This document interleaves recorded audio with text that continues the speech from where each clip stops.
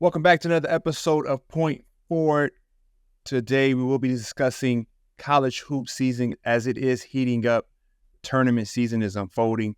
Exciting performances from players like Caitlin Clark, Juju Watkins, and Paige Buckets. There are a lot of great storylines in the world of college basketball. Earlier this week, we had the honor of sitting down with the legendary Clark Kellogg for a deep dive into the heart of college basketball. It was one of our favorite conversations on Point Forward, and we're very, very, very excited for you all to listen. Point Forward is sponsored by DraftKings. Stay tuned because you'll hear more about DraftKings and all it has to offer throughout our show. DraftKings, the crown is yours.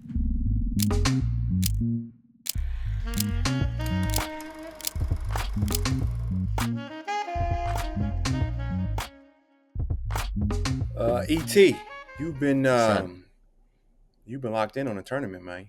Yeah, it's been a great tournament so far. I've been enjoying myself thoroughly. I think it's been pretty cool to see who's actually going to win. I feel like this year it's been, obviously the past couple of years a lot of parity due to the transfer portal, NIL and all those things. But I think it's made for a great tournament on both sides, and especially from the women's side. Obviously, I always say if Travis Scott tweets it or is aware of it, it's a big idea. It's a big deal because he don't know shit about sports. And, I don't know who let this man join that bandwagon, but the more and more I see, I'm like, oh, okay, Travis Scott, this is pretty serious. If it's higher up, got straight to him. I was like, you should tweet this. This is good for your image. Because I remember going back in the day and sitting around like 2 or 3 years ago, and he knew nothing about nothing. So now when I see him advertise that, I'm like, oh, this is a big, big deal because Travis Scott literally is a band man. No, I just been getting a lot of folks texting me and a lot of good arguments in different group chats about, someone called Caitlin Clark Steph Curry, and somebody got offended by it. But that's the beauty in that conversation, and they were really locked in, and they were saying, I hope the next game is as good as this game. Like Juju just won, and Paige did what she did in the fourth quarter. Like, it's just a beautiful thing to see.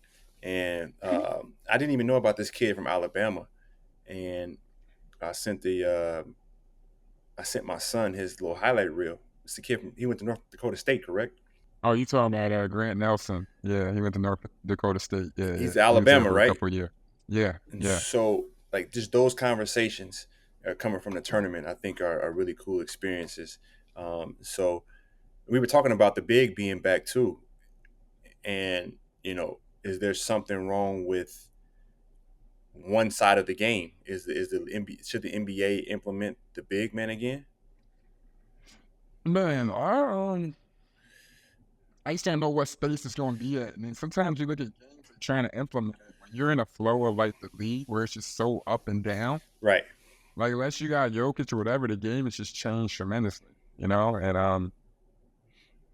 I guess apparently the best coaches are supposed to be at the college level, so I guess, they have more time to really implement and kind of put systems in and really, quote unquote, they practice. There's no time to practice once you hit full flow. That's a bar. I just don't think there's any chance of them. Once somebody does it one time, right, everybody else follows, correct? So maybe in the league it'll be a copycat league. I think one thing I noticed about the tournament that I wanted to say, obviously with much more exposure, especially from the women's side, it's going to be much more, words and talks on it. And I think you're seeing certain people struggling with, some of the negativity from the tournament. Mm-hmm. But I think when we're setting things forward and it has nothing to do with gender or anything, it's just no, when you pop in, it's going to bring in a lot of skeptics and criticisms and, good, bad, and indifferent. And I think one thing that, not only noticing from the tournament that I love about it is all the coverage that the females are getting. And then at the same time, cover and, transitioning to that coverage and being like, hey, this is not just so much, I think, student athletes, they go too hard on them, but just even, all levels of sports with attention. You're just not able to control it. Right. You know what I mean? Like the good, bad, and different. I just think, like what Mark Jackson quoted, Maurice Claret. He says, let's stop paying attention or trying to get back on the people that have been negative to us, and let's start, showing love and get back to the people that have been positive to us. True story.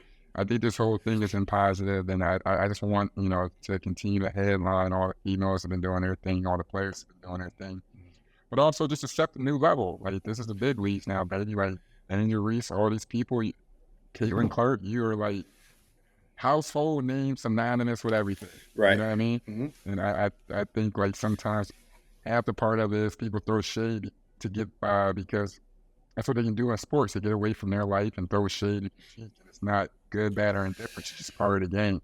And, I think the one thing that occurred when you look at Angel Reese saying, like, yo, I haven't had fun since I won a chip. And it's like, nah, you should. Before you even hit the leagues and you're in the time of your life, like, get that message out to, like, man, stick your middle finger up and love every single moment of it. Right. Because at the end of the day, they're going to have something to say regardless, and you might as well rock out and rock out. Well, I saw she had 20 rebounds. Yeah, she was going to work, bro. Right? And she's probably faced more criticism than any collegiate athlete that I've seen in a long time. I remember the hate JJ Redick got. You got a few guys that, get their hate, but she gets a lot of shade thrown at her. I think she's done a good job of responding to it all. I saw it on the front of Women's Health magazine when I'm going through the airports. I'm thinking that's like, this is super dope. Like, she's doing what she's supposed to do. If she was any other shade, I think she would be applauded for how she's making the most of herself and her time while she's in college. Regardless of what anyone may feel about how she's going about it, but I think she's showing up on the court as well. I've seen many collegiate athletes NIL deals be based up off their look and not their performances on the field or on the court. Yeah. And so for her to continue to have the success that her and the team's been having on the court, I think it's a beautiful thing. And then what Shaq is doing down there, supporting them as well, is really beautiful. Yeah, for sure. I was, also from a tournament that's pretty lit. This is the first time in history where two programs have both the men's and women's team in the Final Four. So you're looking at NC State, which is huge because, their last toast to the town was Julius Hodge, and they still hold on to Phillip Rivers. And Archie Miller, yo short ass. Shout out to Archie Miller. And then, I just thought that was dope, man. I think that's super cool. When you're in college, you're so close to the women's team and stuff like that. I think it's a dope memory for, both teams to really set out and go out there, really come back with a Final Four and be able to hang a banner, that fan base and everything. It's been a dope march. No, I saw one of the ladies from the NC State team speaking about the men's and how, for a school like that, that's just very rare. UConn, that's happened a few times for both of them. Usually when the men make it, the women make it, and vice versa. So, they got something in the water in stores. They just getting it right. Yeah, for sure. Especially, considering like the women's team made it and they were the 5th seed and they were kind of down. They're still missing AZ Fudd. Yeah. Even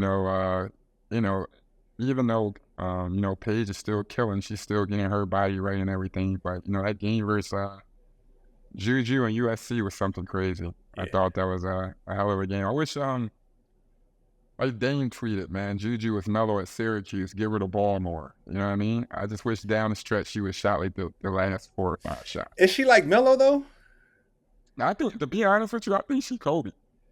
That's what, man. The way she gets to that mid range, I'm like, this is what the NBA missing.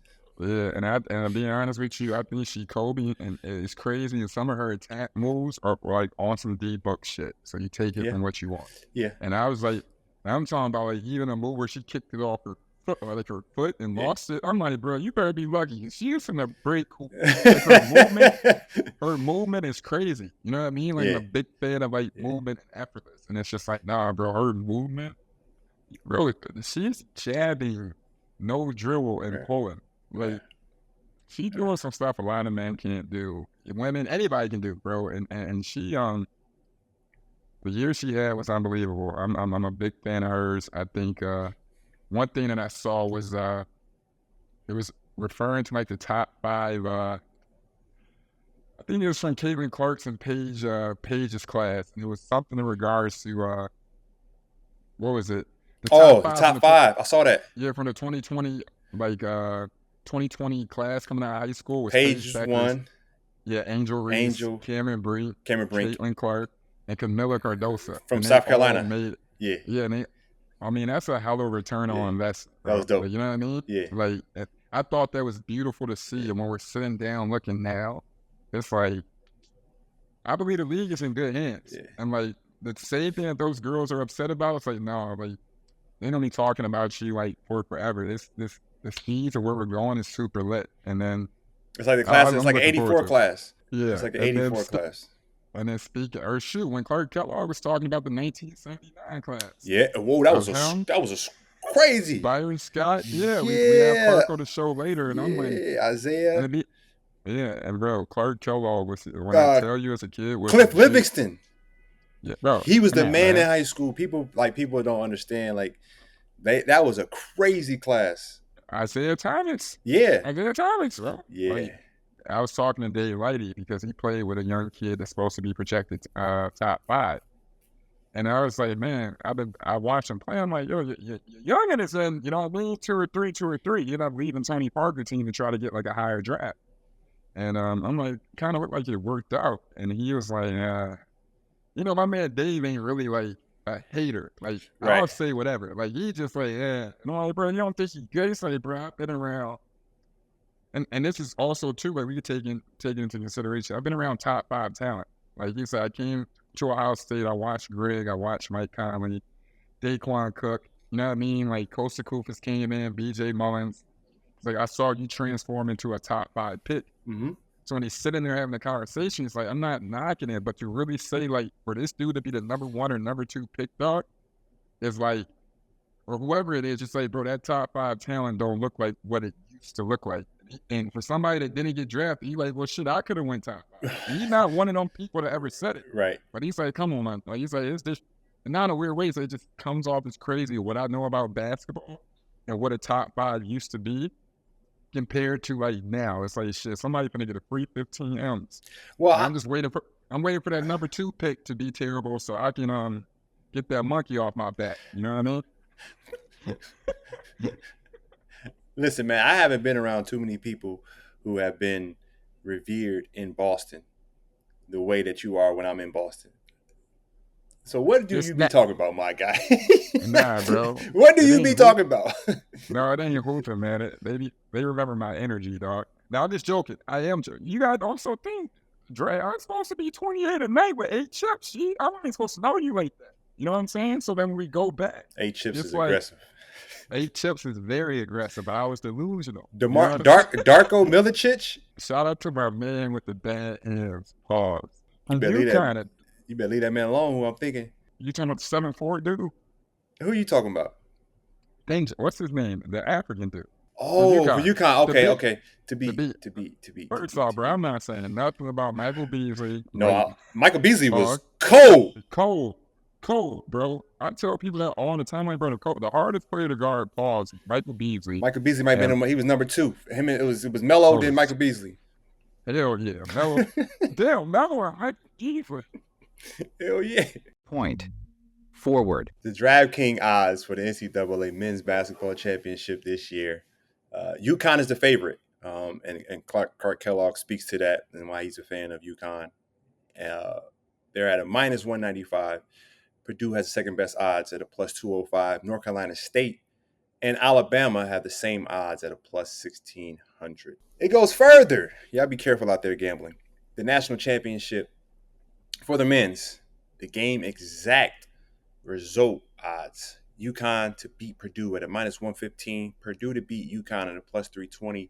UConn to beat North Carolina State at a plus 450. Purdue to beat Alabama at a plus 950. Alabama to beat Purdue at a plus 2,000. North Carolina State to beat UConn at a plus 2,200. Alabama to beat North Carolina State plus 3,500. And North Carolina State to beat Alabama at a plus 6,000, a.k.a. nobody will be watching that game. And on the women's side, it's a little exciting. The women's championship game odds is South Carolina winning it all at a minus 195. They are the favorites. They are still undefeated on the season. Iowa and Caitlin Clark at a plus 300. We've been talking about Caitlin Clark for quite some time. Like we were early believers. Yeah. UConn at a plus 600. I just ran into Tina Charles today too. She's working out in the gym. Always Oh good yeah, to she see her. always working out at the gym. Great energy. And Yeah. North Carolina State has the fourth best odds at plus 1,600. And the Caitlin Clark odds. What is? There's a Caitlin Clark. Over under on her points versus UConn in the Final Four. And she's at 33.5 points. I'm glad that's at that level. I thought they're getting rid of prop bets. I'm sorry, they're getting rid of prop bets in college, which is good. Yeah, you saw that with the NCAA commissioner president said he's begging for people to get rid of prop bets because it takes out the integrity of the game. Now you got people, looking to see like y'all need to make 3 threes or 4. You know what I'm saying? Yep, Charlie Baker. And that's to start that is the beginning of a finesse fest. But my only thing for certain people when they're trying to bet the over under or make points, it's like last night Caitlin shot 23, dog. Yeah, she was 9 for 20 though, right? Yeah, but regardless, even if she shot 36%, damn, and all that other stuff, you're still gonna damn near get the 30. She shot 20 times. What about the other jumpers? Oh, she got the Pistol Pete action. Pistol Pete averaged 27 attempts and 17 free throws a game, and they said it was an amazing feat that he averaged 44. Yeah, but no shade thrown towards her because she took out LSU and Oh no, we've been saying her praises since before the wave came about. And shout out to the young ladies on her team. I just damn, she lead with 45, everybody lead with 6. It's where'd you get your 12 assists? You know what I mean? I'm saying to be able to get her 12 assists is legit. I just be damn, she beat them with them. That's crazy.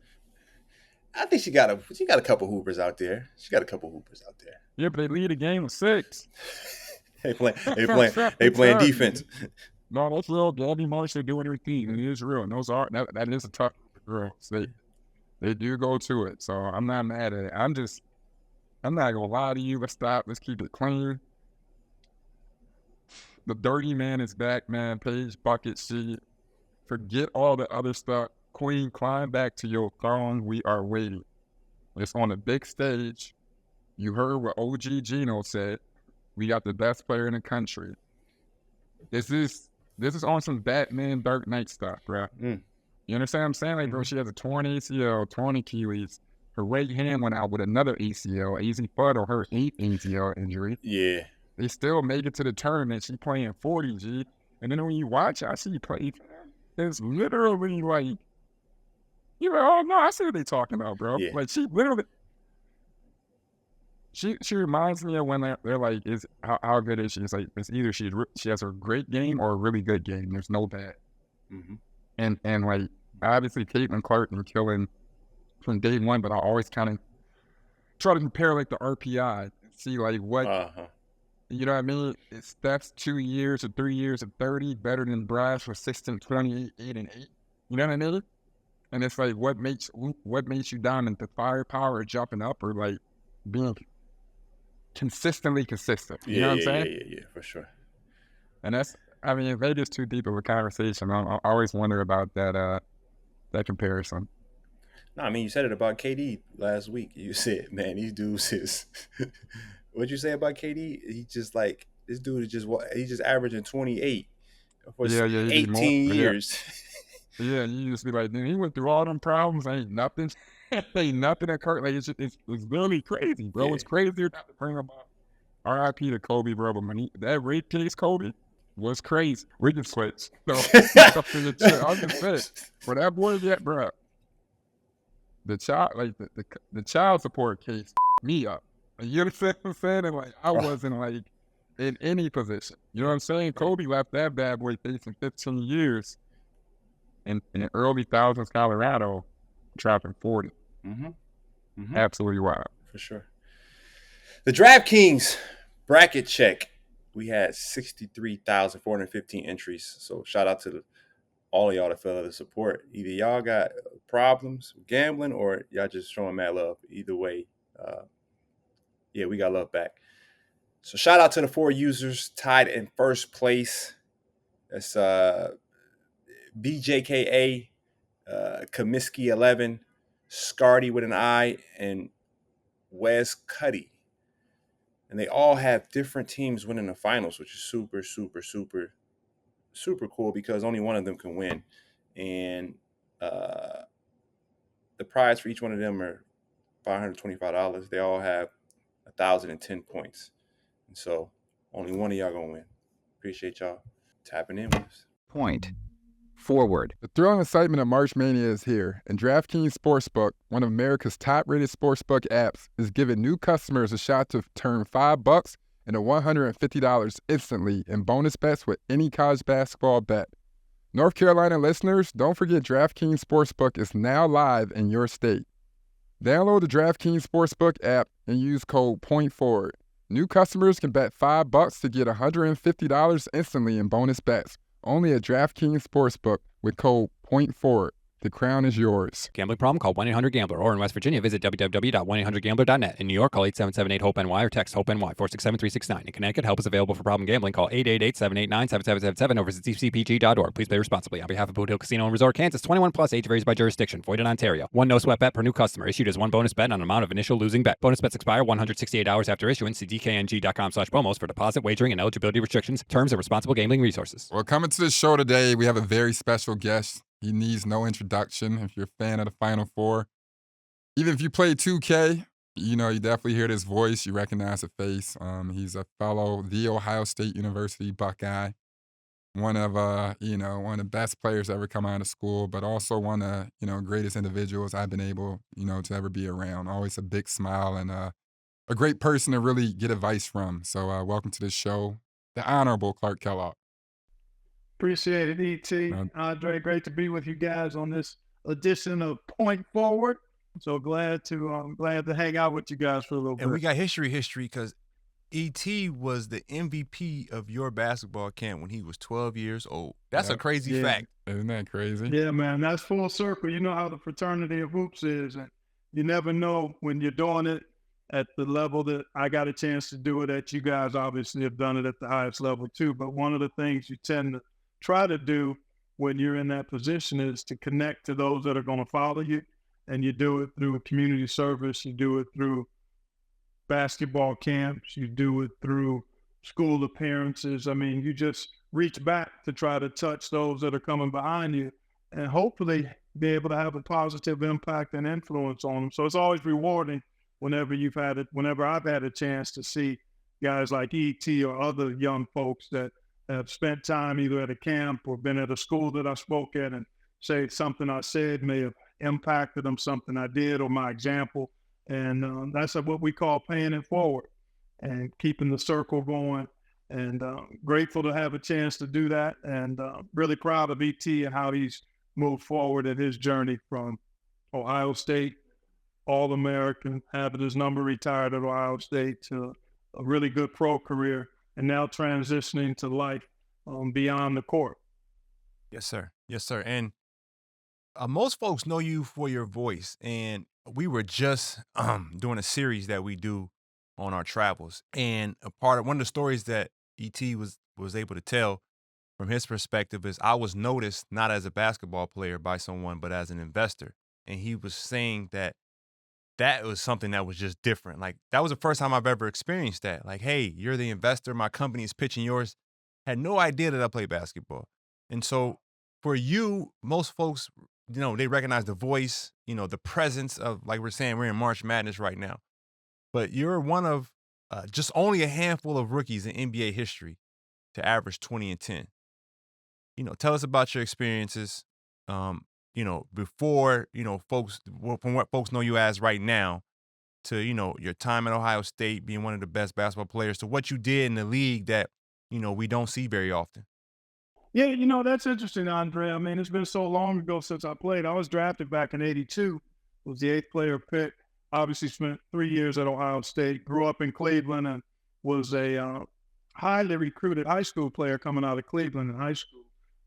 Our class in 1979 was maybe, according to many, the best class ever. I mean, it had James Worthy and Dominique Wilkins and Ralph Sampson and Terry Cummings and John Paxson and Steve Stepanovich and Antoine Carr and Cliff Levingston. I mean, Isaiah Thomas.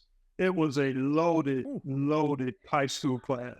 And Byron Scott was part of our class, Wow. Sidney Lowe, Thurl Bailey, Dale Ellis. Dale Ellis. I mean, our class was rich and deep. And I was considered at that time, coming out in 79, one of the top 2 or 3 players in that class. And so went on from that to having a chance to play at Ohio State. And then in the NBA, my rookie year, did the 2010 thing and didn't realize how significant it was until a lot of time passed. I think there's been, I don't know what the numbers are now, there's probably been 20, 25, 30 guys in the history of the league that have done that in their first season and then had a promising career cut short. But you're right, there's a whole generation of folks, multi-generations of folks that know me more from my work with CBS, prior to that with ESPN, and then obviously there's a full generation of young folks that know my voice from the NBA 2K franchise, which I've been part of as a commentator since 2009, so 15 years of doing that. But life is a transition and transformation, right? We're always seeking to move forward and hopefully make ourselves more than what we are currently. And basketball was the platform for all of that for me. I mean, I love the game. Grabbed me when I was 9, 10 years old, man. Grabbed me. Much like it grabs most of us that get to this level. It gets a hold of you and then you grab it back. And from that point on, it's a love affair, it's work, it's achievement, it's moving forward, it's dreaming of being a pro, and then having a chance to do that. Now you're trying to get to that next level. Can I be part of a winning team? Can I be an all-star? Can I leave a mark on the court? But you know, at some point it's going to end, right? At some point, that's guaranteed for all of us. Nobody is going to play forever. There's some guys who are going to play a long time. Some guys like me play 3.5 years, 5 years on the books, 3.5 years of games, and then it's over. But I love the game. Loved it from the time I was 9 years old, man, and I'm thankful that I had a chance to realize the dream of being a pro. Wish it could have lasted longer, but when it didn't, so many of the lessons I learned from playing, I sought to apply in this next chapter of my life as a broadcaster and serving on public company boards and being involved in community service and those kind of things to try to make a difference. But basketball was kind of the launching pad and the foundational pillar piece for a platform of being able to have some success and leverage that going forward. Yeah, well, you say that now, but when it came down to it, we all have that crazy love affair with basketball or even, wanting to be the best basketball player, ever. Your career was cut short. How were you able to transition and what was your mindset into going straight into broadcasting? Because back in the day, I feel like that I was pretty young, but that outlet wasn't too, frequent, especially for guys whose career ended early that didn't have Magic Johnson was taking his spot at one point, you know what I mean? That type of thing. Yeah. No, that's a good point, E.T. When I got drafted, I was 21. I had left school a year early, and then my career was over at 26. In August of 87, I had retired. So it was over. That part of it was over. The playing part of it was over. But I was always serious about my education. I was always serious about trying to heed good advice from people that came across my path. I had mentors, coaches, family members that really kind of drove home the point for me that at some point, basketball playing is going to be over. It's great that you have a chance to do it. It's great that you've been able to do it well and realize your dream, but at some point, it's going to be over. And who are you outside of basketball? And so when I had to retire at 26, I was more interested in doing kind of what Andre has done and what you have done in terms of building business outside of the game. My hope was to play 8, 10, 12 years and be building some type of entrepreneurial pursuit during my playing days and then transition to that when it was over. Well, that didn't happen. And so I still wanted to be around the game. It really was what I knew best. Having played in high school and college and the short time in the pros, I had gotten an advanced degree in basketball. I mean, I understood and knew the game. And the Pacers asked me if I want to stay involved in their organization. And part of that was because of how I tried to carry myself as a player. Excel on the court, but also be connected and engaged in the community. Be part of the city you're playing in. Do things that would build equity in your personal brand while helping other people. And when you do that, it usually comes back to you in different ways for good. And so I had an opportunity to be asked, how might you stay involved with our organization? Community relations, do you want to be groomed to be in the front office? Those were things that Donnie Walsh, who was the president of the team at the time and general manager, offered to me as I had to retire at such an early age. And ultimately, I landed in the broadcasting space on radio because we were hiring a guy, Mike Inglis, who went on to do Miami Heat games for years as their primary play-by-play guy, but he was a brand new NBA announcer back in 1987, coming down from Canada. Oh, I know he was Canadian. Pacers felt I could help him learn the NBA by being his partner on radio. And that was the beginning of my broadcasting journey. I always was a student of the game. I read about it, watched it, always took seriously communicating with the press. I was a guy that really was forced and pushed to be an effective communicator by my late mom. She said, boy, if you're going to be this basketball star you think you're going to be, you better not ever embarrass me when they interview you. And I took that to heart, fellas, from the time I started being interviewed in high school and then college. I was always thinking about, is my mom going to be okay with how I'm answering questions, with how I'm carrying myself? And that carried on into the broadcasting. And then I went at it just like we do as players, right? You want to be good, you put the work in, you get counseling and advice from people that are doing it.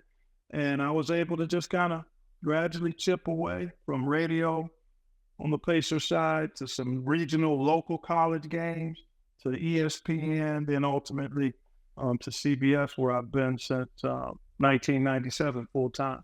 So who are some of the folks that you looked up to, as you transition into this, broadcasting space? Because, you're speaking to it. You're showing us the blueprint as well, because your blueprint you're speaking to is timeless. When I talk to a lot of the young players, it's like, listen, fellas, you got to pay it forward. Pay respect to the guys that, kind of paved the way for us, but you also got to get ready for the next crop. Like, you got to be able to pass it to them and put them in a position where they can succeed just like you did. And so it all comes to fruition. It all comes back to you. And you study a lot. You talked about the game. So when you get into broadcasting, are there some folks that you're looking to, get some pointers from or to model yourself as? Or was it just something that was really natural to you that helped you succeed in the manner that you have? Andre, it was a combination of all of the above. Obviously, I was blessed to have the parents I did. My dad was a police officer in Cleveland for over 40 years. My mom pretty much stayed at home. I'm the oldest of 5, and I had all my grandparents in the same city, extended family. So I had a nice nuclear network. And then from that, I got good, solid foundation and work ethic and the right attitude and approach. And then I had a couple of key folks in terms of coaches and teachers, and then a mentor of mine who actually was a very successful businessman in the insurance business and an Ohio State grad, befriended me when I was in high school. His name is Ira Novak. He's in his early 80s now. We're still good friends, but he exposed me to what business could possibly look like for somebody that applied himself, took advantage of the platform and the network of Ohio State University once I went there, and just continued to teach me a little bit about the world of business. He was a successful insurance agent. And then I had the primary broadcasting mentors and helpers for me. I always enjoyed guys that did the game well. Doug Collins was really good. Hubie Brown. I would listen to all of them, the late Steve Jones. There were whoever was talking about the game on television, I typically paid attention to, even when I was a player.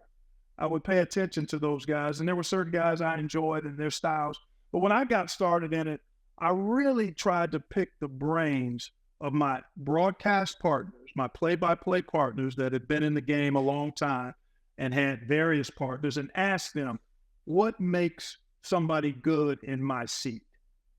And a couple of things early on that stuck with me and really resonated was, one, you have to be yourself. You can't try to be somebody else. Mm-hmm. So that made a lot of sense. I've got to be me. And then you got to be committed to the work of becoming a good analyst, which means studying the game, but studying the mechanics of being a good analyst. How to have a conversation with your partner while you're doing the game, Mm-hmm.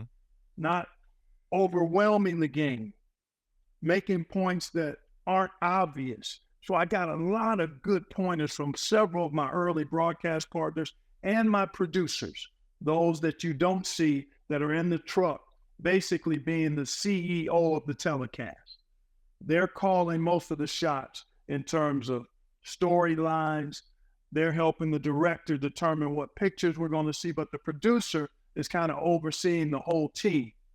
The play-by-play person, the analyst, if there's a sideline reporter, the director is controlling the camera angles, the visuals you see, there's graphic operators putting up information that you see in graphic form, but the producers are the ones who are kind of overseeing the show. And I would always ask them, well, what do the good people in this spot do? And they work hard, they study the game, and they have their own unique style that fits their personality. And so that's what I was told early on, and then I started to try to craft that. I've never coached, so I don't try to coach. Mm-hmm. I'm a former player that's in an analyst role who understands elements of coaching, but I can't speak to coaching like Jay Wright can speak to coaching, or Bruce Pearl can speak to coaching, because they're in that arena and they've done it. But I can speak to what it feels like to be a player. And then I've always loved words and reading, so I try to use creative, different words to describe the basic sameness of the game. Mm-hmm. The game is 2 rings, a ball, and 10 people. No matter how you look at it, that's the game. It's a 94 by 50-foot box, and there's things that happen over and over in the game. How can I be creative within my style to help people understand the game in a better way, particularly people who may not know it like you and ET know it. Yeah.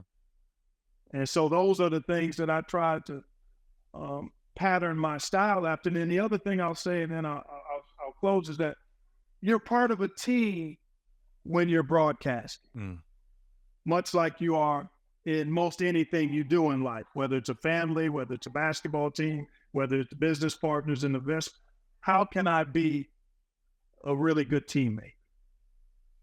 Be prepared, understand your job, do it at a high level so that you can complement the other folks that are doing their job. So those are the pillars that I've taught to, build my career on, and stay fresh, stay committed to the work, and continue to try to get better each year, to try to make subtle, small improvements each year, and to never take it for granted. Well, each year for the past few decades, you've been watching college basketball at the highest level. And, right now we're in an NCAA tournament and you're seeing the evolution of it. What can you tell people and teach them in regards to the parity that's been occurring this year and the past few years, and what they should expect moving forward with the game? Because it's no longer about the big-time blue bloods. You know what I'm saying? Right now, NC State has 14 losses and they're in the Final Four. Right. That's crazy. Well, so, like, what do you think? It's one thing about anything can happen in March, and now it's like anything can happen in March. Yeah. And it's been that way for, like you said, Evan, decades. And it's kind of gradually built. There have been ebbs and flows. I think there are more good players around now because of what they get to see on television, what they get to do in their training. So I think more good players exist, and more good players recognize that they can realize their dreams without having to be at Duke or North Carolina or Kentucky or Kansas or any of the blue blood. Those are the primary blue bloods. UConn obviously is in that conversation now the last 25 years, but you can get to a place that's not maybe of that ilk, and still have a chance to have a phenomenal college career and experience and maybe even play at the highest level. But I think there are more good players. Kids are able to see more of what they aspire to be because of television and social media. I think that helps training, improvements in that. And then the fact that we've got significant changes going on in the landscape of college basketball, the transfer portal and NIL. Yeah. Those things are impacting where kids can land in a situation that gives them a chance to be there, realize their dreams in places that, may not necessarily be always in a power conference or one of the bigger name schools. And so I think that's part of it in terms of the parity. More kids. And then the other thing is guys are older now across college basketball. Mid-major guys that maybe didn't get highly recruited are now, after 3-4 years in college, are transferring and becoming part of championship caliber teams or really good teams at NC State and other places of that caliber. So I think the game is in good shape. We got some stuff we need to work on outside of the game. Between the lines, because players are a little older, I think there are more good players that are spread out. That's part of what's contributed to the parity that we've seen for the last 15, 20 years, really. Well, I want to touch on that just for a quick second, because I get asked about the portal a lot, and am I a fan of the portal or not? And we've been fighting for college athletes to be properly compensated for the value that they bring to the NCAA. We've been saying it for a while. Like, how much money would you have based on, right? I would have had me a couple of dollars, Clark. I would have had me something, man. Right? I would have me. Well, neither one of you guys did too bad. Right. The way it was set up, but I hear you. So, go ahead, finish your point. But at the same time, there are unintended consequences. That's a phrase I've been hearing, sitting in my seat for the last couple months, right? And so I'm the issue I have with the portal is it takes away the essence of amateurism, where there's accountability. You have to be able to deal with adversity.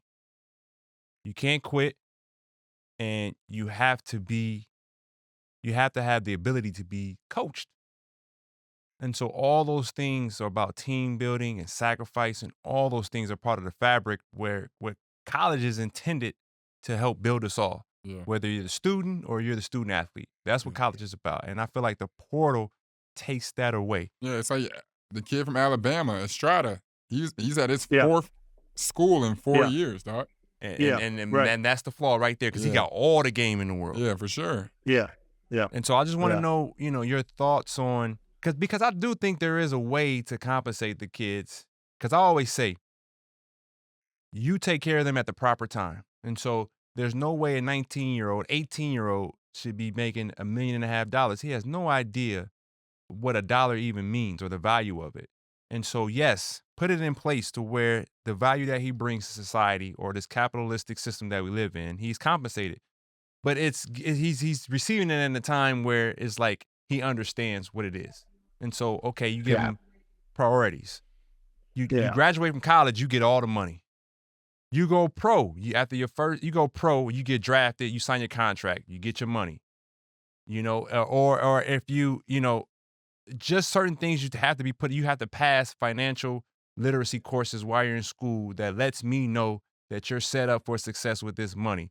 And I think I hope we can all come to the conclusion, like, we got to start, because that's another duty of ours to take care of our athletes. And also, this is what I wanted to ask you. It's prolonging the inevitable of you're not good enough to go pro. So please stop switching schools. That's the only thing.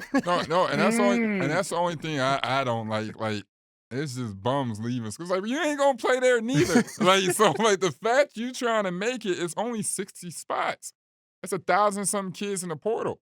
And we got kids that are seniors in high school that aren't getting recruited because they've just been cut out of the process. Yeah, it's crazy. But I mean, as coaches, and sometimes you're talking about like unforeseen circumstances. It's like you look at people and just like, yo, gambling's legal. And no, they literally just made it legal in like the span of a month. And it's like there's no way people drawing up the stipulations and guidelines to do so. And sometimes it's like what I told you before, like, bro, I can see if it's a mistake, but people are too smart to let that shit happen. Right. The same thing with the NCAA tournament, NCAA. We were complaining about the NCAA having free workers.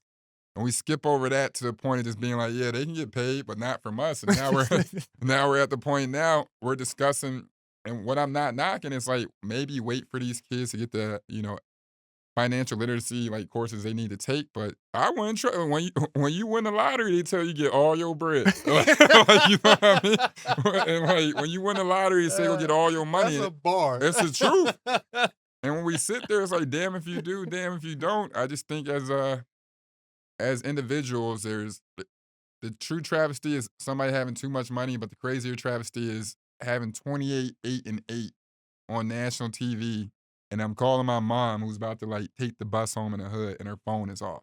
Yeah. But like, there's tons. You understand what I'm saying? And it's like, yo, to focus on that and like to do what? Like the dice roll of gambling and betting on yourself for 2 or 3 more years over something as little. It's just like, nah, bro, we gotta keep the lights on. Like the Euros can make money at 15. You know what I'm saying? And that's just like, Clark stopped playing at 26. Like back in high school, if he had NIL, the most money he probably would have made was from age 16 to 21, correct? Yeah, you guys raised some really, really valid and good points around this whole NIL transfer portal component. We've got a ton of work to do to try to get it right in remaking the model.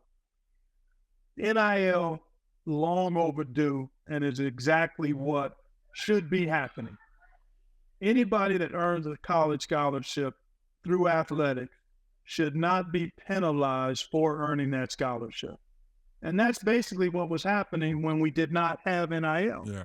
If you earned a college athletic scholarship, then you couldn't leverage your name, image, and likeness like any other student could if they were so able to do so. So that barrier has been removed. It was never intended to be part of recruiting.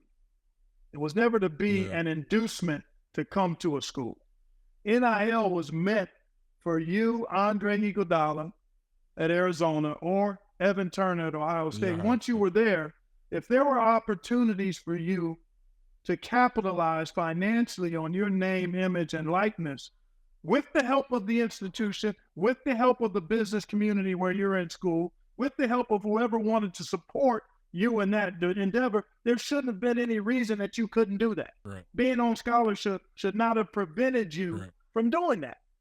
That's been removed, rightly so.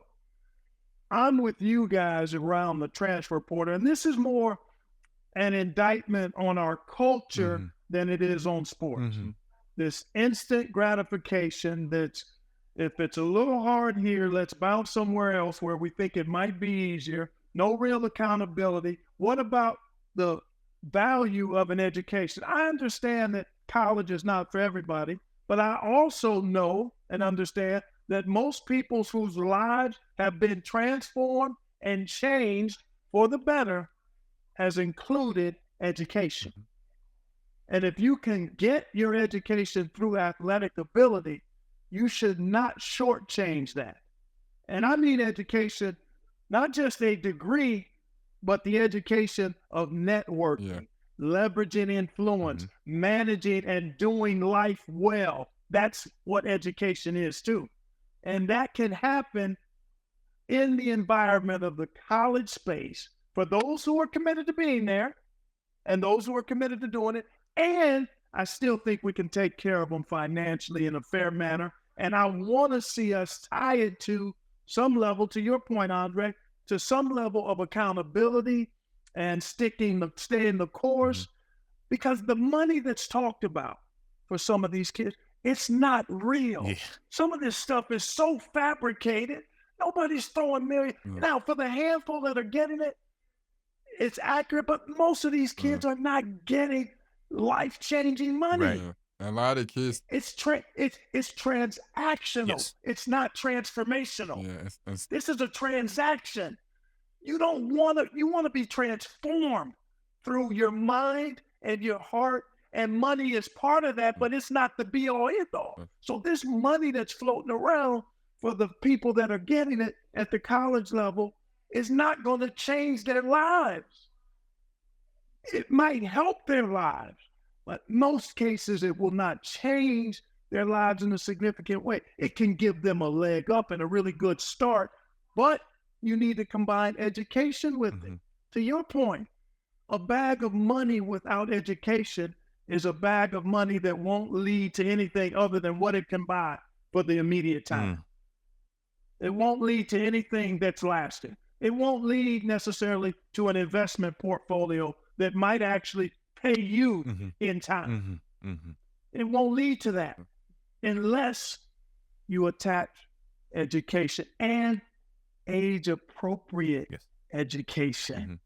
Age-appropriate. So I want to see NIL be the educational, economic, experiential engine that it can be for the good of the student athletes and their lives. That's what I want to see it be.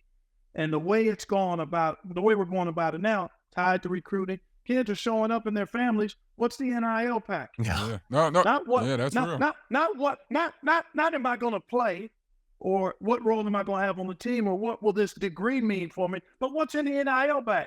And what if it's $50, $70, $80, $100,000 with no education, no accountability, no expectations, just a bag of money? And it may help solve some small issues for your family, but it's bigger than that. It should be more and bigger. And I think we can do it that way if we can get it structured the right way.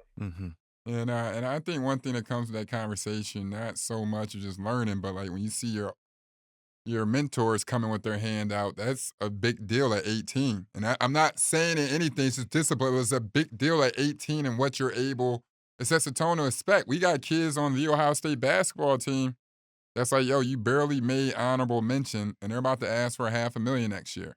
Oh, it's insane right now, but I'm not giving up on the fact. Hey, I think ultimately we're going to have a system. We're going to need a system where I would love to see the institutions be in charge of NIL. What the pool is going to be, what educational ties are going to be, so they can manage it. Yeah. And then they can help their student athletes navigate it. And then hold them accountable to doing it, just like you have to be held accountable to making sure your kids get a meaningful degree. Yeah. If you're just moving them through to be eligible and you're not helping them develop on the court, off the court, on the field, off the field, eventually that's going to show up and should damage you in terms of your reputation. The same thing should be done for NIL. If you're going to control NIL, you need to make sure that it's done right for the benefit of the student athlete with education tied to it. And then you figure out what the tiers of it are for certain levels of performance. I think we'll have to get to that at some point. And then once that's set up, and then there's got to be more transparency. All of this backroom secrecy, nobody knows who's getting what. Nobody's being held accountable across the board. So it's crazy. And you don't really know what's fact and what's fiction. And then you start out, you can't operate with any kind of continuity and reliability for the long sustainability in that kind of environment when everything is all over the place. But with that, say if that in a perfect world, all that does come together, do you think there's an outlet anywhere for when the pro leagues meet with the student athletes, and we preach on this a lot, group economics? And is there a way, like you're seeing the value of athletes pick up bit by bit in the pro sports now in certain areas, the college, like collegiate level, but it's starting to show the level of what a young athlete is or the value they can possibly bring. So when it's coming down to it, do you think in order ways to build up the student athlete and build up as a quote unquote coalition that, group economics can eventually form down? And I think that harkens back to education, understanding economic value, economic power, and the value of doing things together. But I think that comes back to education. Right? It comes back to awareness, understanding the value in the marketplace, and then being able to see where you can actually have impact, grow, coming together, strengthens you as a group, strengthens the individuals. Yeah, I think everything's on the table to be considered in terms of creating a model that serves the student athlete well in those areas that I talked about, educationally and economically, and in their experience. I think that's an important part of it too, because our experiences are part of what shape us going forward. And having a educationally grounded, economically beneficial experience through college for those who want to go. You don't have to go to college. That is not, nobody said, you don't have, if you don't want to go to college and adhere to the parameters of what college means, you don't have to go. That's real. That's real. You don't. Mm-hmm. So if you want to cast your bread on the water because you don't want to go to school and you want to try to be a pro, there are avenues to do that now. You may very well fall without a parachute, but that's okay too. Right. They were like, Steve Jobs You don't did have- it. That's what people say. Bill There are Gates exceptions did to it. every rule, but they are few and far between. Yes, sir. We know that there's a guaranteed pathway when you seriously approach education, and the people that can leverage, that you can leverage for your good, that are able to help you. We know that is more of a proven and tried way to move forward than looking for a lottery ticket. We know that. Well, And athletics can sometimes provide. I don't know if I go to college apart from my basketball ability, based on the economic situation my family was in. I don't know. Perhaps being the oldest of 5, my parents may have made sacrifices. I don't know. But I do know that basketball ability got me to The Ohio State University. I did my part to get my degree in marketing from there and to leverage relationships and that network to build the life that's been rich and full, not perfect, but I know how much that experience and the education that I got there and continue to get through the people I've met there has helped enhance my life, not just for me, for my wife and our children, and most likely for my grandchildren too. The fact that I was able to use basketball to get an education and to build a life with some financial stability and resources and knowledge that I can pass down to my kids, that they can pass down to theirs. And I know education is a core component of that. And athletics, basketball specifically, gave me that chance. Well, before you get out of here, we got to talk about the tournament. The Final Four is officially set. Yeah. Obviously, right now the big man is back. You got the big men like Zach Big Edey, time. who's putting on for Big Ten. DJ Burns holding it down, and then Clean Kong from UConn, and then obviously you have Alabama as well. What do you think about these matchups? What can we expect from it? And obviously, what's it going to take for UConn to return as the first back-to-back champion since 2007? Yeah, UConn to me is the favorite. They've got everything. They've got the fewest weaknesses of any of the 4 teams remaining. I mean, they just do everything a championship needs to do well. They rebound, they defend, they take care of the ball, they share it. They've got depth. They've got all the components. They've got the fewest weaknesses of any team left. I think they cut down the nets. I'd love to see Purdue, as a former Big Ten guy who's a fan of Matt Painter's. And the stories are rich in each particular situation. Alabama firing up threes, and here recently in the tournament finding enough defense to be able to move on, because that was always the question going into the tournament. Will they defend? We know they can score, but they've done a phenomenal job in stretches defending at a high level to where their high-octane offense can get them over the hump. NC State is a marvelous story. It's just an amazing story. Kevin Keats, they lose 4 in a row. Then they go 5 in 5 days in the ACC tournament. And then they win 4 in the NCAA tournament. Just a magical, marvelous, totally unexpected run. Part of what makes March the madness that we've come to know and love. But I do believe that Purdue and UConn are the 2 best teams of the 4 remaining. I think that they will play for it all on Monday night in Phoenix. And I'm eager to see the matchup. I'd love to see that matchup. I love Cling Kong as a nickname. I hadn't heard that, EC. I hadn't heard or read that. That's pretty strong. But I'd love to see those guys. And Edey, I've watched his journey as a freshman, and his improvement has been remarkable, and his competitive spirit is great. I think those are the teams that'll be playing for it all. And I would give the slight edge to UConn. I really would. DJ Burns is one of the great stories in the tournament. doing what he does with his body. And I know he's not in great condition because he can't play extended minutes, but man, is he fun to watch because he has fun playing the game, and he shows that. And it's great to see. So, yeah, I'm looking forward to it, man. The tournament always delivers. It's been great, and we'll have a worthy champion when we get done on Monday night. Well, Clark, we really appreciate you, man. This has been I think it feel like one of our favorite conversations in terms of like, we speaking to, what we stand for in terms of empowering the athlete, but at the same time, it's like, how are we helping building ourselves up? That's on and off the court. And, the model, I mean, you spoke to it many different times. It's like, this is the model of success. You put the work in, you have a passion for something, and, you just dedicate yourself to gaining the knowledge and just putting in the work. And so we truly, truly appreciate, your guidance, your words, and you showing us that path. We like to adopt you in the point forward family. I don't know how many assists you averaged, but you definitely. I had a few. I averaged a few, Andre. But just thank you for pulling up and giving us some of your time, and we look forward to hearing from you next week and crowning a champion. All right, Clark. Love, bro. Great to visit. Take care. All right. Much love. All right, DT. Take care, man. See you guys. Point.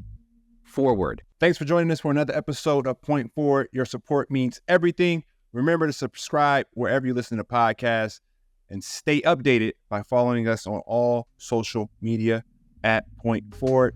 We'll see you guys next week.